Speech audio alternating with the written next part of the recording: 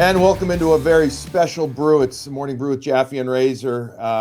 We're getting back going. We're coming out of, I wouldn't call this a big time hibernation, Razor, but we had a few shows on EEI, right? We did those, but we haven't done a special brew since we had Marco Sturm on well before the break. And now we have Morgan Geekie joining us, coming out of the break. Almost, dare I say, a little tanned? I can't tell from here. Maybe just a little. Maybe some good sunscreen usage. But geeks, welcome to Morning Brew with Jaffe and Razor. We are excited to have you on, and we are recording this episode the late afternoon of the Olympic gold medal game. We will get to that, but first and foremost, how are you? Thanks for coming on. I'm good. Yeah, excited to be here. I'm a pretty pale guy, so I think it doesn't take much for me to look a little bit tan after coming. Probably more red than brown, but it's good. Good break. And where did you go on your break? And what was that like, especially with a newborn? So this is now getting to be more work than play sometimes. Yeah, we were in Florida in Palm Beach, and my wife did a great job just planning everything. I just kind of had to get in the car and go. But it's like you said, it's kind of fun, I think, for the whole family. And you get to the point now, my oldest is, in the pool for 2-3 hours a day at least. So. And then obviously with the newborn, my wife's handling most of that. So I spent a lot of time in the pool over the last week or so, but it's all in good fun, and we had great weather. So it's great to get that family time. You don't get a lot of the season. I'm curious, and not to get right into it, but compared to last season's break and what you kept your hot streak through the break last year. You were cooking at this time of year. You went into the break and you continued to cook. Of course, the team was struggling in a different way. I'm curious how this break feels compared to last year's, both in how it went and how it was, but also just personally, did you do anything different? Did you feel like you could have done something different last season that you did this year to be just as prepared for the big stretch run coming up? That's a good question. I mean, obviously our team's in a little different spot. I think we're still going into it, not sure what we're going to do. I think, but the tides are changed a little bit, but I think with the Olympic break and how long we have coming back, like we've been skating for a couple days now. So you get like a week, 10 days off, and then you have 10 days leading into that first game. So you kind of have to, flip it back 20-30 years when you use training camp to kind of get ready and, just take a week or 10 days off to recover, I think mentally mostly, and, use this training camp coming up to kind of get back up to speed and get your touches back and just kind of get a rolling start, because it's going to come fast, come March for sure. Are you a guy that can turn it off? You're a cerebral guy. At least my interactions with you over the few years you've been in Boston, you're very thoughtful. You've got a lot more to you than hockey, meaning, you seem very thoughtful to me. But with that said, can you turn off the hockey for that time that you're away, where it is family time? That's not something that I'm not saying everybody can do. Are you able to do that? Yeah, I think I'm pretty lucky in that regard that I think my parents did a good job of kind of getting us away from hockey when we weren't playing. So for me, a week or two of not thinking about hockey is more of a blessing than anything. And I think a lot of guys kind of treat it that way. And maybe they have a tougher time than I do. But for me personally, having my daughter and obviously my new son, Max, and my wife there, it makes it a lot easier. But it's good. I think it was nice too with the Olympics on. There's a lot of other sports that you can watch, so it keeps you engaged in different ways. But for me, I don't really have a tough time getting away, and it is definitely nice to take a step back for a few days or a week or two. So did you watch much hockey? And then to lean into watching Team Canada, which I assumed you did do, tell us a little bit about your call from Team Canada, the well-documented that you got put on the list and the drug testing, etc. Could you walk us through a little bit of that and how that process was, and then talk to us about what you thought of the Olympic hockey? Yeah, so I got a call in the summer, so it was a long time ago now, but just from Sweens, kind of around the time I signed, ironically. So, it was just saying that you were in contention or consideration for everything. And with the IOC, I think they take a lot of precautions when it comes to all of the, drug testing and whatnot, all those things that they have to, terms and conditions sort of thing. So, I went through that process and, filled out the emails that I got and just tried to do all the paperwork. And I can't remember what day exactly they announced the teams. It might have been around New Year's, obviously, but Sweens kind of called me in before breakfast, just kind of mentioned that I was still on the reserve list for everything. And, I had a good start to the season and just tried to carry that into it. So they said, you played well enough to be into contention that, 2 years ago, I'm not sure I would have, put myself in that, consideration, but it's good. And then, yeah, I watched a little bit. I didn't watch a ton of the round robin. Obviously, the finals just finished, but I think games are so fast now. Like it's crazy just watching them. Even as a fan, you see the skill that both teams have. But I think in these like winner take all games, it can kind of go both ways. And I think Canada controlled a lot of the play today, but to the U.S. credit, you get one early on an unbelievable play from Boldy, and then 3-on-3. As much as everybody hates 3-on-3 and wishes it was 5-on-5 for the final, I think everybody's familiar with it enough that it just takes one opportunity, and that's all it took, and it happened pretty quickly. So it's fun to watch as a fan for sure, but super cool to be a part of that, consideration leading up to it. It's interesting. You used the word fan a couple of times, Morg, and my question to you is, how do you watch a game like that? Because you were a highly considered participant. So you watch it, I guess, as a player.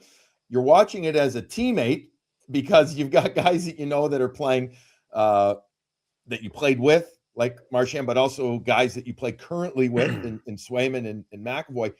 But then you also watch it as a fan. So how do you think you really watch it when it's all said and done? Like, take us into your experience of watching the gold medal game on Sunday morning. Did you do it at home? Did you do it with your teammates before practice? How did you go about it? And how did you really find yourself watching the game? Yeah, so I think I don't know what puck drop was, like 8:10 Eastern or something just like that. So we had it on just before, and I took Tanner to the rink today. And he asked to go early so he could be there for puck drop, and I talked him back a little bit just because we had it on at home. So, yeah, so we were there we got to the rink around like 8:30, 8:45. So we were definitely there early enough. But I think a lot of guys kind of tuned in throughout the morning and postponed our meeting to time it for the third period in overtime. But yeah, for me personally, it's tough. And I think a lot of I don't know if people understand that it's a little different watching as a player. I mean,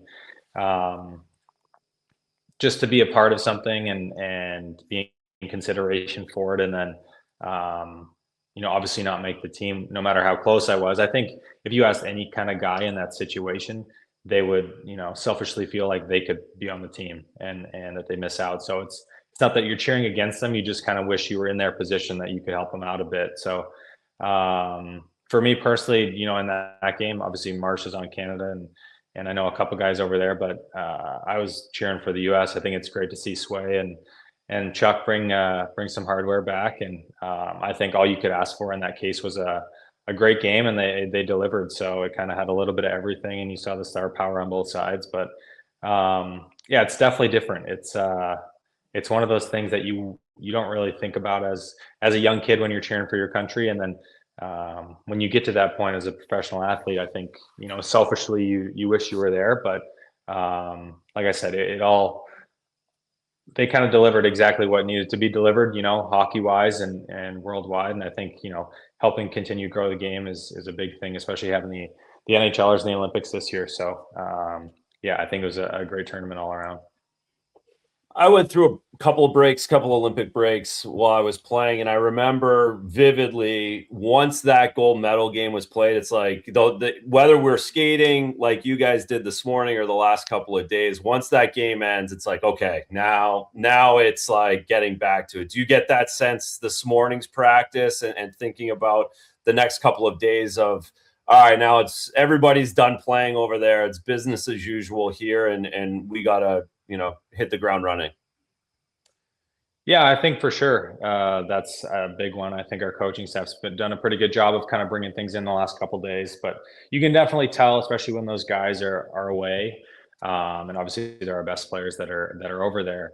That it's just a little bit different, and you run a little thin on bodies and stuff like that. So, but you're right. Once that game kind of finishes and you see these guys start to trickle back in, the mood just kind of changes, and you kind of get back to business as usual, and it's a little less of a summer skate, and just trying to grind out these long practices after the break, and a little more into the systems, more into power play, penalty kill, the things that can really make a difference for us. So it's good. I think it's going to ramp back up pretty quickly, and like you said, that's kind of the turning point for us, especially with the deadline coming up and stuff too. Everything's going to kind of hit us like a hurricane pretty quick, I think.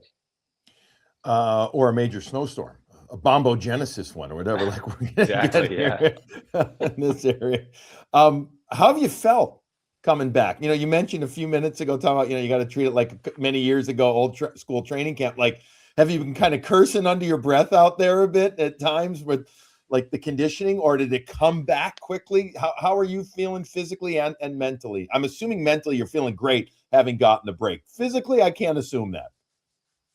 Yeah, I mean, I've been pretty lucky up to this point this year physically that I haven't had anything like nagging or whatever. So that's always a big one. But yeah, I think mentally it's a huge break for a lot of guys. Like I said, it's a little easier for me to disengage from hockey, but I was probably cursing on top of my breath, not so much under when it came to that. But I was just like, first, I think this is like our third or fourth day on the ice, and today was the first day that I was like, okay, I actually feel back to normal. I wondered if I made a mistake a couple of days ago. So it's good. Our coaches have been great. Obviously, practices are a little longer just to get your feet back under you, and a little more grindy. But it's fun.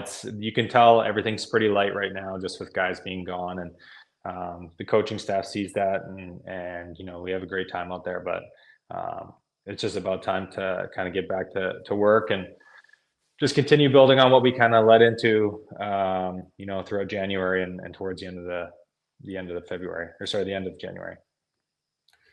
How much fun's the season been? The first 5 months of this season, but expectations being a little uncertain of this group going into the season. You sign your big deal, so now you've got that added to it, and not just yourself, but the team has risen to the occasion for the first 5 months. How enjoyable and rewarding has that been? And then how much does that make you really want to close this out and find a way to be playing meaningful games in April and May? It's huge. Just the difference, I think, from last year to this year. I mean, my first year here was kind of the similar as this year. Obviously, it was the best team ever. And then the year that I came in, so everyone was like, they're not going to be any good. And we kind of proved a lot of people wrong in that case, and had a really good season. And then kind of the polar opposite the next year when we were supposed to, have a little bit higher expectations. So as unfortunate as a roller coaster as it's been since I've, put on the Bruins sweater, it's a lot of fun when things are going well, and when you see us put in the work to kind of create that. I think this year especially, we haven't really been given anything. I think our group's very hard nosed, and we've kind of earned everything that we've got. And we had a few system changes at the start of the year that maybe hampered us for a couple of games, especially we're losing 6 and then winning 7, and you kind of just go on that kind of unsustainable 500 run where you win a bunch in a row and then lose a bunch. So I think around Christmas we took a lot of pride in becoming a team that could play with anyone in the league, and we'd beaten good teams throughout the season, but being able to do that consistently was something that we searched for. And it's been just a ton of fun. We have a great group of guys. The front office did a great job of bringing guys in, and obviously the guys that have been here for a while before I was here. I mean, there's not that many left, but those guys are super special to the room, and we see the importance that they bring, on and off the ice. So it's a lot of fun coming to the rink right now, and we're just going to try and continue that. So I think it's one of those things, when you can go and play these meaningful games in April and hopefully into the start of May, it adds a lot of intensity, but I think as a group that kind of brings you closer together. So just being able to go to battle with these guys would be a lot of fun, and hopefully we can get off on the right foot here coming out of the break. 17 games since a stretch, starting with that Edmonton game, New Year's Eve, 12-2-3. So to your point about coming out of Christmas, really focused on doing that. So it's, we've lived it with you. When I say lived it with you guys, we talk all the time. Razor and I do multiple shows per week, etc. So talking about it, we can tell you what we see. But again, you're what I find to be a reflective, cerebral guy. You tell us from inside the room what has really been the difference. Is it? I mean, you can say belief, right, Mark, and that's great, but you need a lot more than belief, right, to just do it. So 12-2-3 in a stretch. And by the way, a couple of those games at the end of this stretch were games that you could almost say you should have won. You didn't win. So maybe a two-part question. Did those games tick you off? Like the Stadium Series, you're up 5-1, and then you go in Florida. What a battle that was in Florida, too, to end it, and you have an opportunity there. So, I mean, you got to feel great about the team. Did you kind of feel like as well that you left maybe a couple of points out there? Yeah, definitely. And I think those last two games, against both Florida teams, Stadium Series, I think especially, weighed on a lot of guys for a little bit. And, I think we grinded out the game against Florida after that Stadium Series, just because that was my first outdoor game. So it was a super cool experience. But I didn't realize, obviously, the magnitude of the game, like divisional game. We're both, doing really well. I don't think they'd lost in forever. So, and just like how big it was for not just, the fans and everything, but as a team, it was huge. And then to get out to the lead that we did and play a super solid game, and then, the bane of our existence has been taking penalties and just a little bit of discipline. And we kind of got away from that. And obviously, they've got otherworldly skill over there, and, put a lot of pucks in the net. But, I think that weighed on us a lot. But, for us to, kind of get out of that and have a day and then get back on it against Florida, and same sort of thing, we kind of just grinded that out and just tried to find a way to get points. But you do walk away from those games, wondering, what if we get those 2 points, and hope they don't come down to, the end of the season. And those are the 2 points that are, the difference between being in and out of the playoffs. So I think for me, obviously belief is a big one. Coaches are a big one. I'm trying to think of one thing. I think we're committed to winning different ways is one thing. I think, the game I left, we won 10-2, and then, we're playing other games that we're okay winning 1-0 or 2-1. And it doesn't matter who scores these goals. I think it's kind of a by committee thing. And everybody is okay with that. And I think whatever's best for the team, everybody's willing to do that. And then to that point, I think, when we have guys out, we've had a few injuries this year. Pav goes out against Philly, and then Kuzi comes in, on our line and doesn't miss a beat. It's just those things, those little things that guys kind of can come in and make an impact wherever they are in the lineup. And just being able to buy in. Same thing with, Mikey in Florida. He missed a couple games there before playing the Stadium Series. Obviously, he made a great play on Stevie's goal. But, 2 goals against Florida, that's huge, for a guy that's been in and out of the lineup. So those things don't go unnoticed by anybody. And I think for us, we're not misfits, I wouldn't say, but we're more of a blue collar group. And I think we take a lot of pride in that as a team, and just try to continue building. So like I said, just trying to find different ways to win, and just being okay with getting 2 points at the end of the day is kind of what our mentality is all about. Well, it's worked beautifully. I got something that you talked about leaving the game against the Rangers for the birth of your baby. You mentioned that. I have a question about that. But first, let's just take a moment here to recognize our sponsors here on Morning Brew with Jaffe and Razor. We'll do that. I'll be right back with more from Morgan Geekie. All right, as we take a quick break here, let's recognize our sponsors. Let's start with Fazenda Coffee. Razor, you're wearing the hat. FazendaCoffee.com/Morning Brew, the place to go for the Morning Brew blend. I was just over there. It's such a great place to go. The smells are fantastic.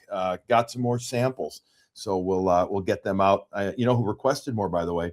Marco Stern. Marco's requested Morning Brew blend. Sent me the picture, Razor. So go check out Fazenda Coffee. FazendaCoffee.com, the place to go. Also, Sunset Lake CBD. Sunset Lake CBD is an absolute godsend. All natural products made up in northern Vermont. So I went to the UVM game, Razor, and guess who was there? There you go. Cy from CBD. Our Love guy it. Cy. He is a hockey expert, also a CBD expert. So he's got two things going for him. We talked about how the fact that Cooper using a little Sunset Lake CBD needs it for the ferry rides when it goes, and love that. And also talked about the sleep gummies, the tinctures, whatever, the rubs. But, the sleep stuff for me is fantastic. I know you like the dog stuff for Mila. So how'd Mila do, by the way, up at your parents' house? She's still there. So yeah, we got to, what's that? You want Cooper again? Yeah, we'll take Cooper again. We're dying for a dog. We've been so sad for a day and a half without having any dogs in the house. So this snow really hindered my opportunity to go up there. So we've got to figure that out. So yeah, check out sunsetlakecbd.com. The code BRU20 Brew20 for 20% off site wide. Copeland Automotive Group. Hey, you were on the road, or you were Razor on the road during this break. Your Copeland truck set you in a good spot. Yeah, we got up and back Quebec City through the snow, no issues. Thing just purred along. Had it serviced, went in and got it serviced by the guys down in Brockton on Wednesday morning before I left. The first service of the new truck, and of course, I was in and out of there in about an hour because they do perfect service down there. So not only do you need to buy a car from Copeland, you just get it serviced by those guys. So worked perfect. And like I just said, I got to make another run to Canada here in the next few days. And that'll be in a Copeland vehicle as well. You can count on Copeland. Go to countoncopeland.com. And lastly, Sparks Hockey, the ultimate at-home skate sharpener. Sparkshockey.com. Check out all the different rings that they have, all the whether it's 5/8, 3/4, whatever you like. They've got the Samurai, which is a great deburr. Sparkshockey.com, the finest at-home skate sharpener. So good that the pros use it as well. Thanks to all of our sponsors. All right, so Geeks, you mentioned that game that you left, the 10-2 game there. I envision, was it I haven't talked to you about it. Maybe you talked to the other media about it too. I know you got notice that your wife was it going into labor, or was it just something was up? Like, take us in how that happens. I mean, were you running out of the locker room? Did you shower? Did you have your gear on? Like, what was it about, bud? Tell us how that whole thing played out.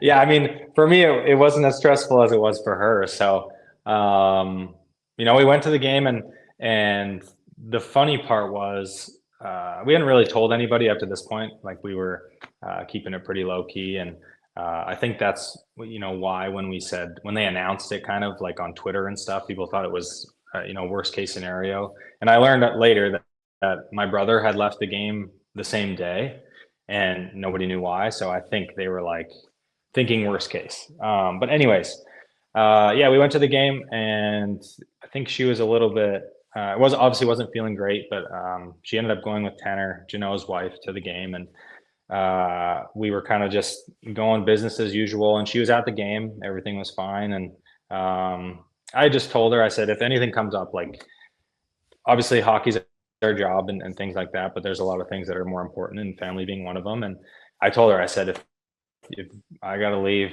I have no problem leaving, and don't feel like you're doing anybody a disservice. So, she tried to tough it out. She started having contractions and stuff. And I talked to her after the first period, just like in a little side room, and she decided that I think, we should probably go home. And, I left, the guys obviously all knew. So, I went and just said like, hey, good luck. Got undressed and it was funny enough about the shower and stuff that you said that. Cause I was like, I don't know if I'm supposed to, like, if I should get out of here right now. Like, I didn't know if it's obviously not life or death, but obviously it's a pretty intense situation. But I put my stuff in the bag and got in the shower and quickly and, got a few clothes and left, which was fine. And then made our way home. And then, it was all pretty quick from there. It was, everything was great and, super special. I have all my Bruins gear on still in all the pictures with Max, just from the rink. I just took my other laundry bag. So, it's super cool. I mean, it's one of those things that it's obviously really tough to time, but, and as stressful as it was, it's a great story to tell now. And especially being a part of the guys and how big hockey is, a part of our lives, but it was super fun.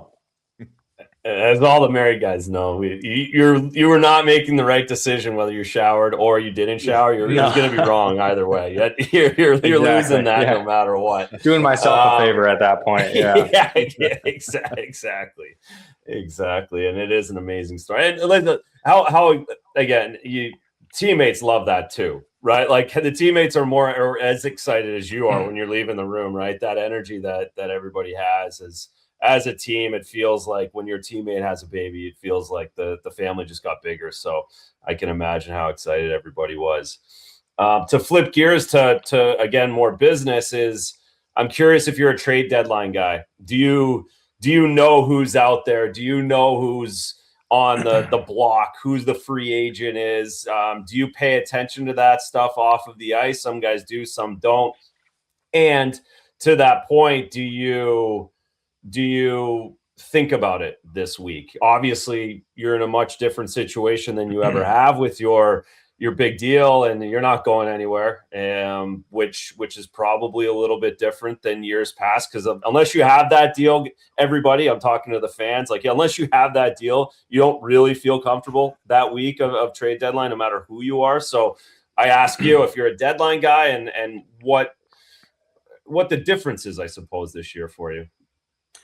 Yeah, that's a good question because, I think ever since I came into the league, I always loved just how hectic it is. Yeah. And I was never really in the position to, I was just a kid trying to make it, and you never really thought that your name would come up. And I was never in the rumors. And I wouldn't say I'm chronically online, but obviously I'm aware of guys around the league. You watch SportsCenter and the trade board, and it is very tough to ignore, especially as a player, and it's kind of everywhere, and the media talks to you about it and things like that. But last year was probably my first year where I wasn't a huge fan of anything, just because how much I liked it here. And obviously you see just how cutthroat things can be, if I'm being honest. Like we get rid of Marsh, we get rid of Seas and Brando, Braz, Freddie, like the list goes on. But it's just like, when it comes to that, like when you are finally like in it, and like maybe, your name's out there, you're not out there, but I was in the last year of my deal, and you don't really know what part of the future you're going to be with, with your organization. It's brutal. It's honestly, it sucked. Like for, the last 3-4 hours, it was brutal, especially seeing guys kind of get shipped out left and right. And I wouldn't say it was a wake-up call, but that was definitely one of the toughest ones I had. We went through a tough one in Seattle the first year when we were not very good at all, and kind of the same situation where we had an idea that, guys were going to get moved, but it was more of they weren't as, it's a new franchise, so it wasn't like pillars of the organization that are getting moved out. So it wasn't as tough. It obviously sucks to see those guys go, but it's not as hard in that regard.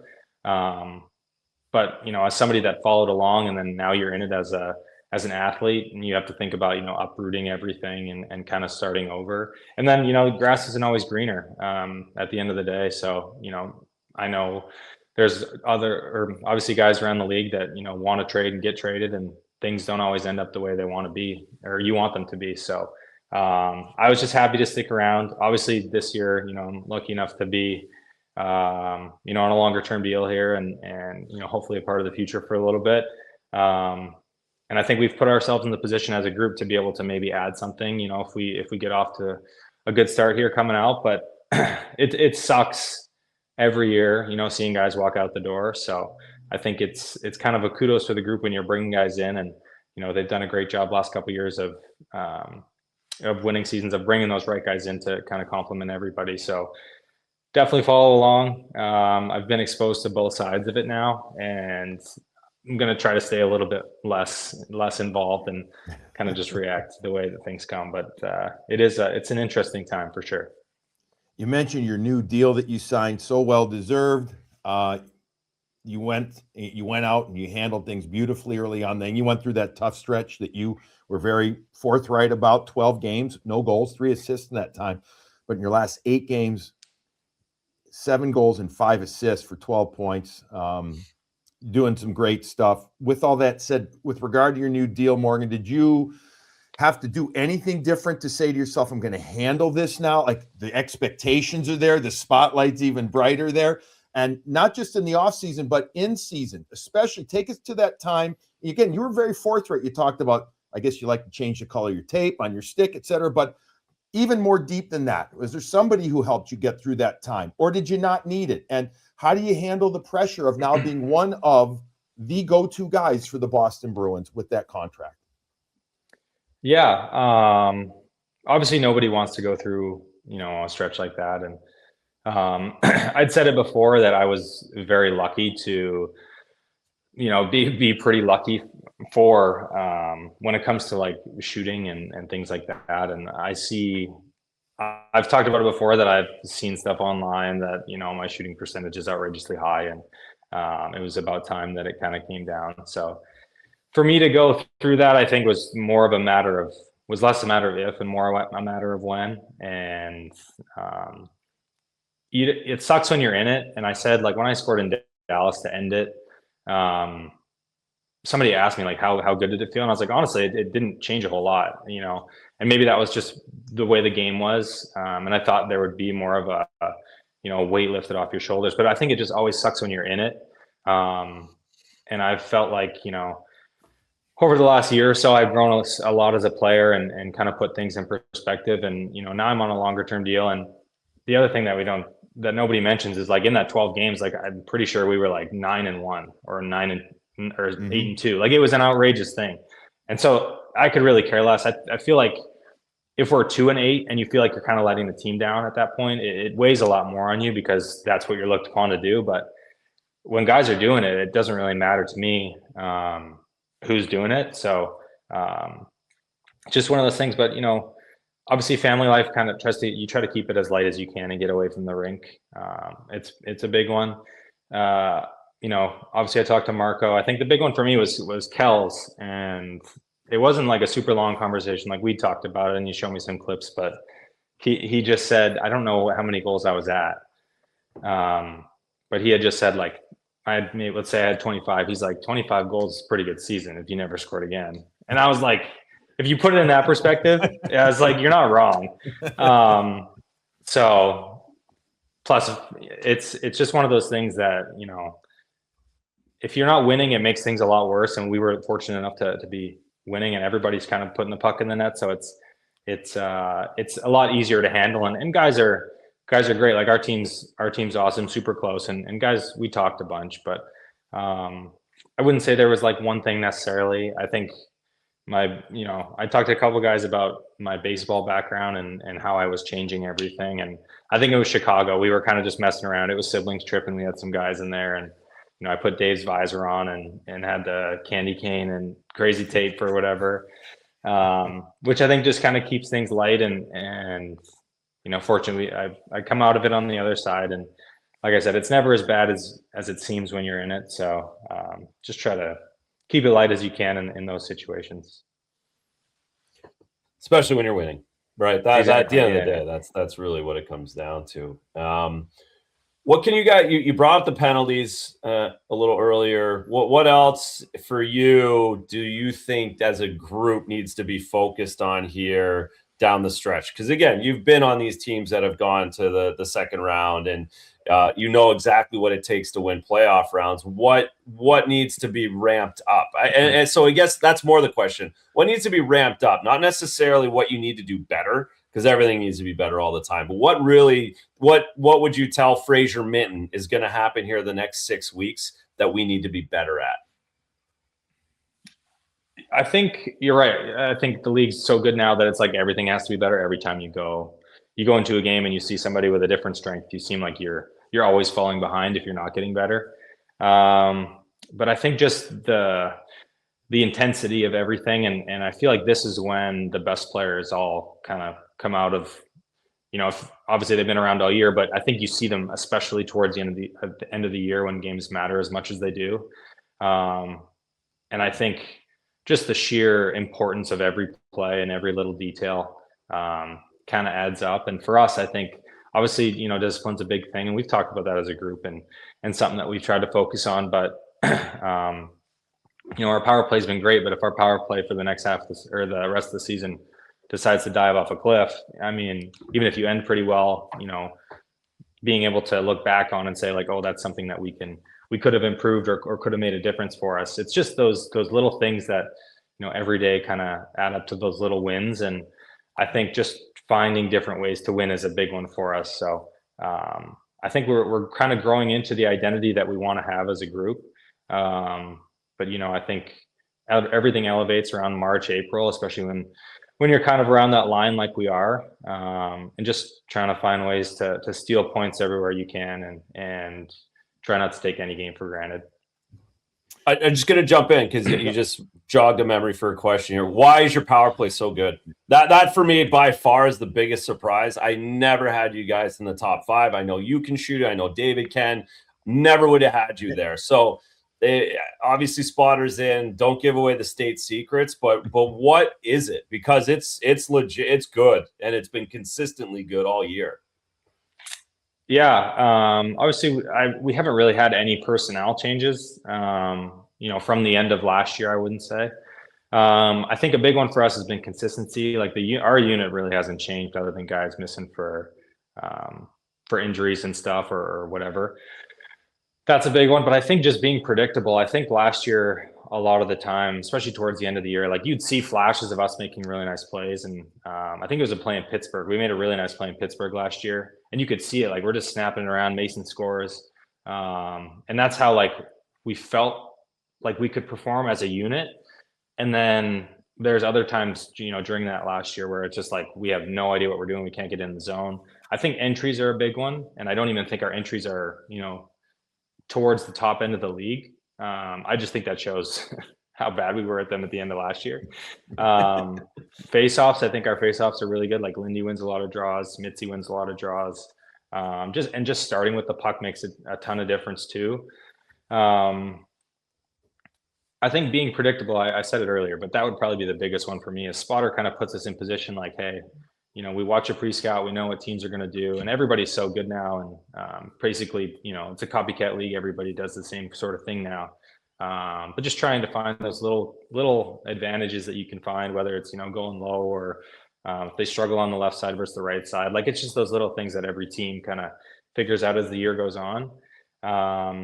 But, going in with a plan and being able to execute that plan, I think is a big one for us. And, I think we got a lot of weapons and a lot of good spots, and our hands line up most places, which helps a lot too, to be able to create that offense from both sides of the ice. I think predictability would be the big one. Yeah. Just a couple of more for you, Morgan, as we get close to being done here. And this is great stuff. I want to ask you about 2 players and then some. And I'm going to start with this third one, though. Here, I want to ask about your shot. You mentioned your shot. I know you can shoot it, but and I know it's hard sometimes for guys to talk about themselves. So I'll lead you into it. Like, has there been a shot this year, though? Because you've had on one of the top, if not still the fastest, or hardest shots for a goal in the NHL. I don't know if you're still at the number 1 spot. You're easily up in the top 3. Have you had a shot this year that's gone in that even you've said like to yourself, like, holy shit, I got everything. Like I got it all on that one. I mean, you've always been a good shooter when you've been with the Bruins, but in the last 2 years, you've elevated the power and the release to another level. Has there been one that stands out to you this season? Yeah, I think the one that I remember the most was the first goal in LA, the slap shot from like the blue line. You know, when you hit a golf ball and you hit it and you're like, it doesn't feel like you hit anything, but you hammer it. I was like, when I hit it, I was like, holy shit! Like that one felt hard. I don't know how hard it was, but it was just like one of those times where you hit it and you're like, that was pretty hard. And then to be able to put it where I did, it was just like one of those things where I kind of just hit it as hard as I could and try to aim for the far side. But that was probably the one that I was like, yeah, so it was heavy. So it was, I always loved getting a piece of those ones for sure. That's a great one. And then also, I don't know about the one in Montreal that nobody knew went into the net, right?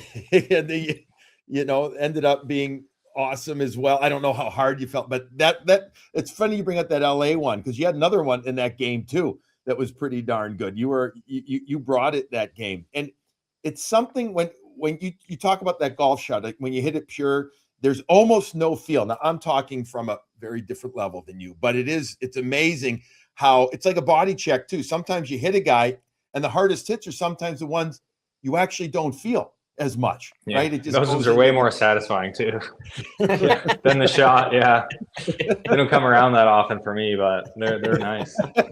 Oh, you make too much money to body check people. Man. You can't be doing that shit. I wanted to ask you quickly about you brought up the guy that you drive to the rink with regularly, Tanner Jeannot. The toughness that this team has. It's not just Tanner, it's Mark Kaslik, Nikita Zadorov. There's others too. But we're going to have Tanner coming up on the show as well very soon. We're going to sit down with him. There's something you could tell us about your bud. How well did you know him, if at all, before? And how tight have you come with him? And then I want to ask you about the guy that you call Dave, that nobody else really refers to as Dave, but the relationship you've developed with Dave Pastrnak. Yeah. Jeannot, I didn't really know him.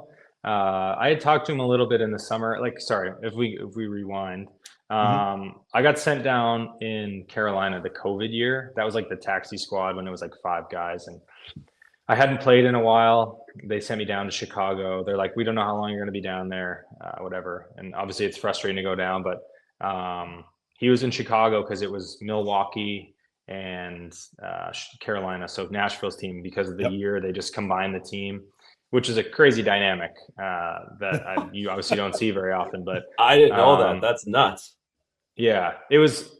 That was some of the most fun I had all year. It was like I was there for 5 days and it was awesome. All the guys were in like the extended stay hotel, and I'm sure they hated it, but it was a good. It was fun for me, and the guys were great. But that's the only time I really got to know him. He played summer hockey with my brother-in-law, so Emma's brother. They played growing up, but I had never met him really. And then I texted him in the summer because I'd heard that the Bruins had a little bit of interest. And I just texted him and said, hey, it's a great spot. You fit the mold perfectly. If you have any questions, reach out. And obviously we talked for a couple of days, but we've gotten a lot closer. Obviously we don't live too far away from each other, but he brings a lot of tools to our team, and I think he kind of gets pigeonholed into being this tough guy fighter that we signed for a long time and whatever. But he does so many things with the puck, and obviously he scored a lot of goals, big goals this year for us, and can make a lot of plays. And then anytime you're out there with him, it's freewheeling for me. I mean, it's just like you feel bad to put him in that spot, but he's awesome. And then to the young guys, he's talks to them all the time. He's vocal. And brings those like intangibles that people on the outside don't really see. So he's an invaluable part of our team, and somebody that obviously he's going to be around for a little while, but we're not taking him for granted, and he's in a leadership group and all these things. So he's awesome. It's just he's one of those guys that he does a lot of the little things right, or he does all the little things right, and he's a good pro and gets there early, and he's awesome. So I have nothing but kind things to say about him, and just glad he's on my team, especially with him the one line at the start of the year when it was like Casty, Curls, and Jeannot, and then it was Z and somebody else on D, and I was just like, I can't believe other teams have to play against this. So just a bunch of bullies. Exactly. Great. But yeah, it's good. Dave. And tell us about that. Your guy, Dave. Yeah, I didn't think the Dave thing was a big deal. I don't know why I've always called him Dave. I mean, he introduced himself as Dave to me. I think because everybody knows he's Pasta. He doesn't have to introduce himself. But yeah, I don't know. We've gotten pretty close. And obviously when you play together, like on a line, you get a little closer just because you have that, chemistry and whatever. And he's, I've learned so much from him over the last few years. And I don't know if I could pinpoint one thing, like both on and off the ice. But I think for me, like he kind of just changed the way that I see the game offensively. And just for him to be able to go from the guy that, scored 60 goals to now being the guy that is pass first all the time is, incredible. Just the skill set that he has to do that. But I mean, like I don't know if I have like, I have some funny stories of him, and he's the best guy and kind of invaluable to our team, just like Jeannot. But he's great. Our daughters are the same age, give or take a few months, and we've gotten really close to and stuff like that. So he's good for a couple beers here and there, which is always nice. And he's just, he's a great human, and you wouldn't know, who he is and the status that he has anywhere. But he cares so much about every guy, and he's team first in all situations. So, like I said, Bruins do a good job bringing good people in. And I think, those two are two of the best people we have on the team. And just lucky enough to have the relationship that I have with them. Well, there's something to be said for, having great skill on a team, but to have great people that also have great skill, it makes such a difference. And, you guys, we saw it a couple of years ago. And now you guys, they brought it back. The culture, and Razor and I have talked about it, Morgan, a bit. The culture seems to be righted, so to speak, where it needs to be for this team to get back in what both Don Sweeney and Cam Neely talked about, a retool, not a tear down rebuild. And because that culture is in the right place, I think, I won't say it's easier, but it sure helps an awful lot. So it's great to see. It's great to see you guys doing so well. We are excited to get going with games again in about 4 days, I think, 5 days from now, Thursday night against the red, if not white hot Columbus Blue Jackets. You get to see your old buddy Cece there, who just played 1,000 games in the NHL. Charlie Coyle coming back in, and that team has been reborn under Rick Bowness. So that should be great. They're just a couple of points behind you guys. So it's instant meaning to that game. So looking forward to that one. Listen, we know it's the end of break, but you still got a lot of stuff going on. So Geeks, we really appreciate you sitting down with us. Fans are going to love this. We love talking with you here. Means an awful lot. I think you're drinking regular coffee again. I don't know. For a while, you said you were just doing decaf. You're a grinded type guy. So if you want some Fazenda, we'll bring you some more. We'll do that. Any morning brew stuff. I would love some more, actually. It's so nice to be back on regular coffee. No more decaf. So I am a huge fan. So if you got any more, I will take it. You will have a bag this week, if not two. We've got fresh bags that are there. Thank you for the time. Awesome stuff. Good luck from a team base and a personal basis the rest of the way. We're rooting for you guys. We want to see you do great, and we really appreciate you joining us here on Morning Brew with Jaffe and Razor. Awesome. Thank you guys for having me.